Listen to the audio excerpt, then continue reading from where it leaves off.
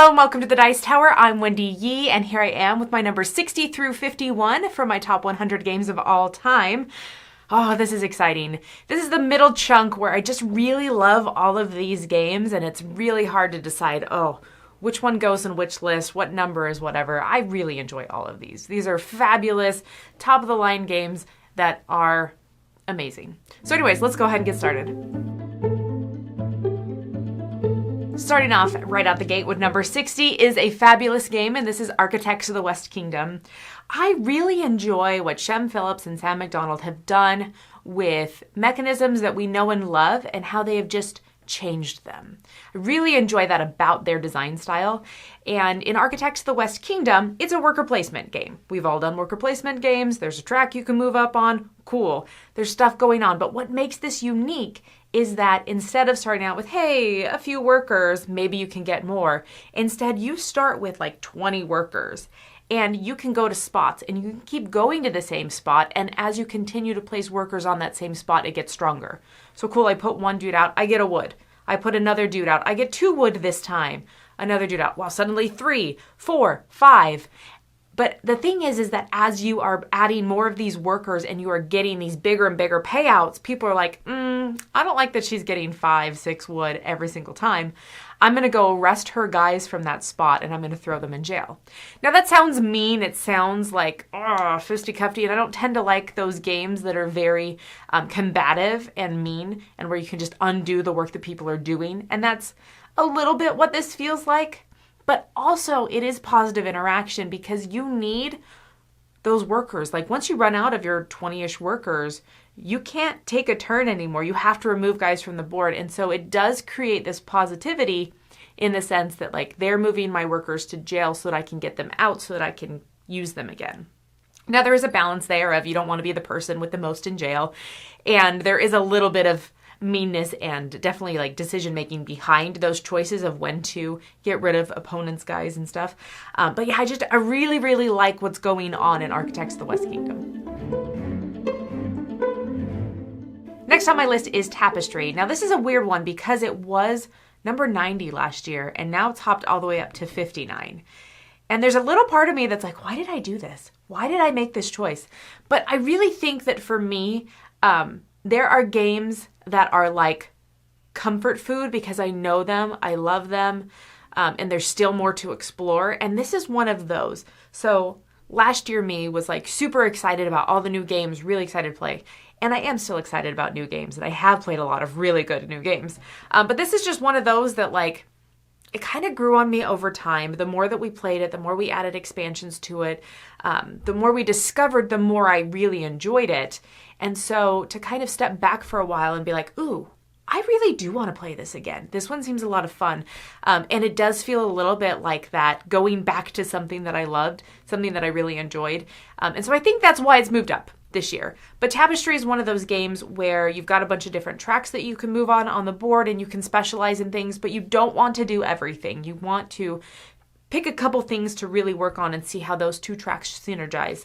And so I really enjoy what's going on. There's the stuff that you're playing doing on the main board. You've got your own personal boards. You've got, all these technology cards. There's just so much going on in Tapestry and so much to see. So that's my number 59. My number 58 is Seven Wonders. This one has moved down a little bit for me. It was at 43 last year. But Seven Wonders is just a classic. I remember very clearly us getting Seven Wonders. So we were getting, it was like Christmas or something, and family wanted to buy board games for us. And we had collected every single Dominion expansion except 2. And so we had gotten the last 2 Dominion expansions at the time. And then they were like, oh, we want to get you one more game. What should we get you? Because there were 3 of us adults. And so we're like, Chris was looking it up and he came across Seven Wonders and we got it. And we pulled it out at this family event and we're like looking through the rules and reading. And his stepdad was just like, Like it was too much, right? For us at that time, as new hobby board gamers, we had only really played Dominion. We played a little bit of a Catan. We tried Munchkin, which is terrible. And so I just remember his stepdad like refused to play Seven Wonders after our first learning attempt, which is funny because it really kicked off a lot of our hobby gaming after that point. And we've played a lot of other games with his stepdad, but this one particular was like, it was an emotional experience for him, I think. Just like looking at that rule book, the tiny print. But stepping aside from all of that, Seven Wonders it's a beautiful classic. It is one that I know a lot of people don't like the 2-player mode, and I don't think it's as good as playing with the full table, but even at 2, like it's an enjoyable back and forth. And Chris and I have kind of house ruled some rules to make it even more enjoyable, that we don't have that third awkward player. But Seven Wonders, it's just classic. It's good. It's that tableau building. It's the drafting. It's got all those elements for a quick, fun, great Euro game. So that's my number 58, Seven Wonders. Number 57 for me is Alta Plano. This one has stayed kind of at the same level. It was 52 last year. Not a lot of changes there. Alta Plano is a bag building game or a pool building game, whatever you want to call it.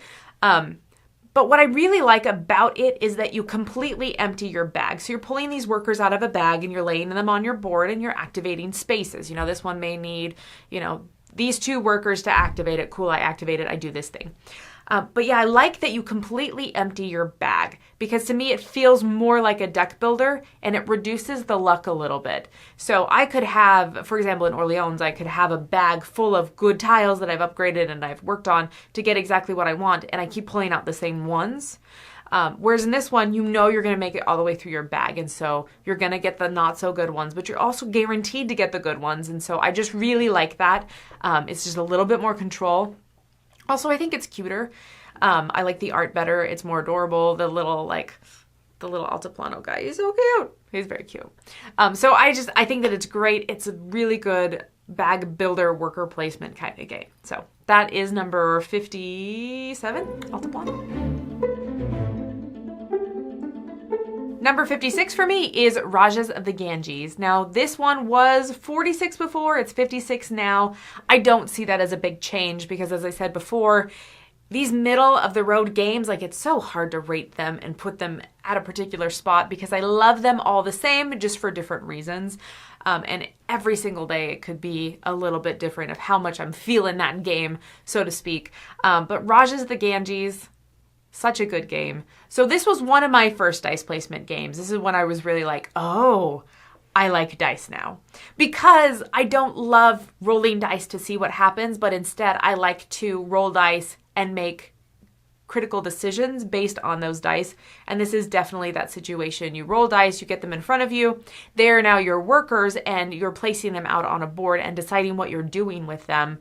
And obviously you can get more dice, you can roll them, you can get new workers, you can manipulate the dice if you need to in different ways.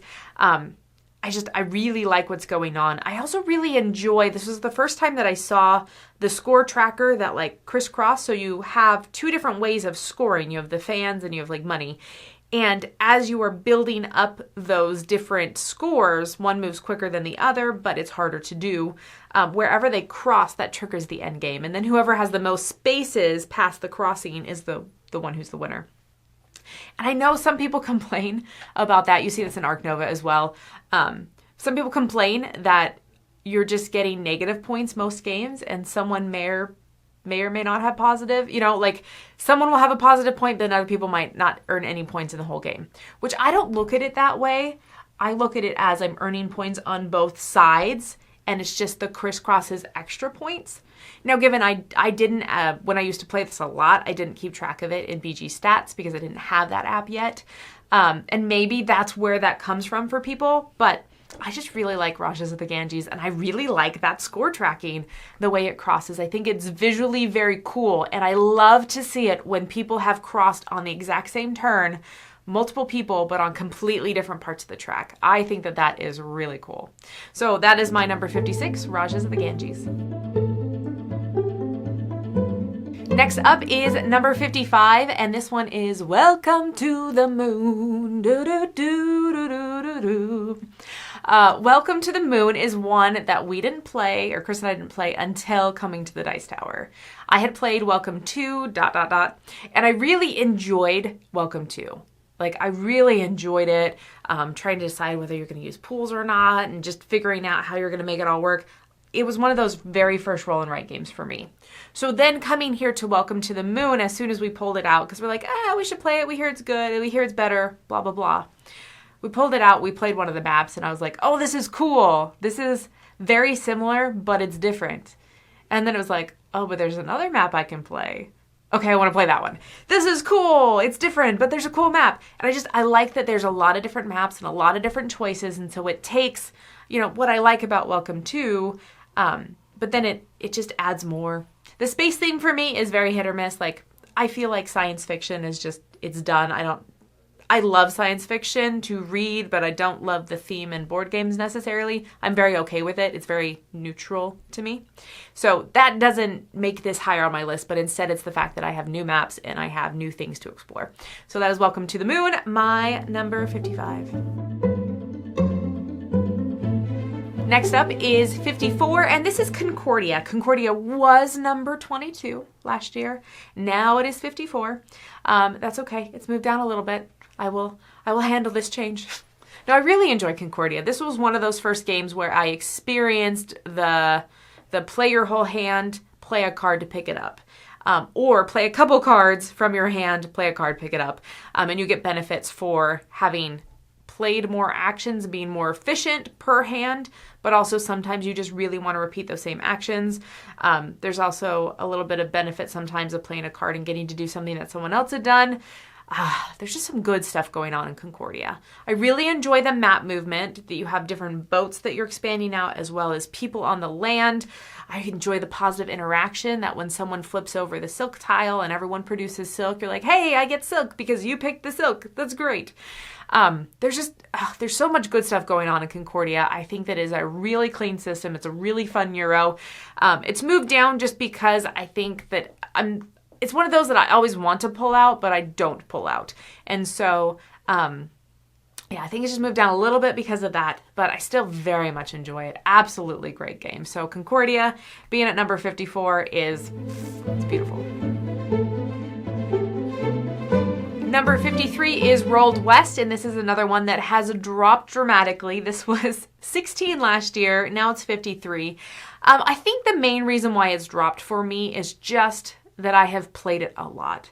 So Rolled West, I remember right before the pandemic at Dice Tower West, it was new, it was hot. I played it a bunch of times at that convention, then I played it a bunch of times afterwards because we owned it, and I just played it a lot. So it's a roll and write game, but there's some cool interaction with it because there is this, I don't remember what they space, but it's like kind of like a town square space where as someone crosses off something, they get that bonus and that benefit for scoring for the rest of the game, but everybody else can't take that. And so you can only basically have like not one plot of land, but once a plot of land is taken on the map, then someone else can't take it. And so I think that's really cool. There's a lot of different things that you can lean into. And so it's one of those roll and writes that you can't do everything, but you want to do it all. And so it's exciting, it's small, it fits in such a small little case, but it has so much to it. So Rolled West is still really, really good. It's a game I really love. Sure, it's dropped down, but that does not mean that it is lacking in any way, shape, or form. So that's my number 53, Rolled West.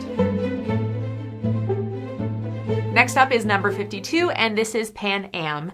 Pan Am is a game where you're building up your airline and you're trying to make it bigger and better and awesome, but you're doing that so that you want Pan Am to buy your shares or to buy up your company as you go, your routes. And so it's such an interesting economic game in the sense that like you're trying to build your company not to make your company better, but instead to make it more desirable for someone else to buy it. And I feel like not a lot of games go that route. There's a lot of times that you're like, oh, I want more shares in my company. I want to make my company better so that my shares are bigger and better and whatever, and other people can invest in it. Cool. But this is it's fascinating that you're trying to build so that the company will buy it, the computer will buy it. I really like what's going on. I enjoy the routes. I enjoy the round cards where you see that stocks go up, stocks go down. It's just really interesting, the little bit of economic that's going on with this route building game. And the playing aspect is one that I think it sticks out because Chris's stepdad loves planes so much. And so whenever we go home and we play games, we're playing stuff like Airlines Europe or Pan Am. We're playing stuff that is meaningful for him. And so this one's just a little bit more special because of that. So that is my number 52, Pan Am. Last on my list is number 51, and this one is Sagrada. So it was 41 before, it's 51 now. Not a lot of change there, right? But what I love about Sagrada is the puzzle behind it. So the snake draft is fun. You know, we draft in one turn order and then we go backwards. And if you're the last person, you get to draw 2 dice. So you get like the pro and the con. I think that snake drafts is a really cool concept because it does balance things out nicely as you're drafting things and as you're choosing things. But ultimately, yeah, what gets me in this game is just figuring out the puzzle. So there's a few scoring requirements. You know, you get points for having, you know, no repeated numbers in a row, or you get points for having no repeated colors in a column. And so you're like, ooh, where do I place things? But also there's other placement requirements of, ooh, we can't have the same number together or the same color together. There's a board underneath it that shows you what certain places have to have a specific number or a specific color. And so you're like, ooh, what do I fill that in with? So many good choices. I really like Sagrada. I feel like doing this top 100 is making me want to play all these games again, but I don't have that much time in my life to play 100, my favorite, best 100 games of the year, and also play games for review. So, so much good stuff. Anyways, that was Sagrada number 51, and thanks for joining me today. Like I said, there's tons more top 100s going on. There's so much great going on. So go ahead and check out all our other videos, and I'm Wendy Yi. I hope you have a fabulous day.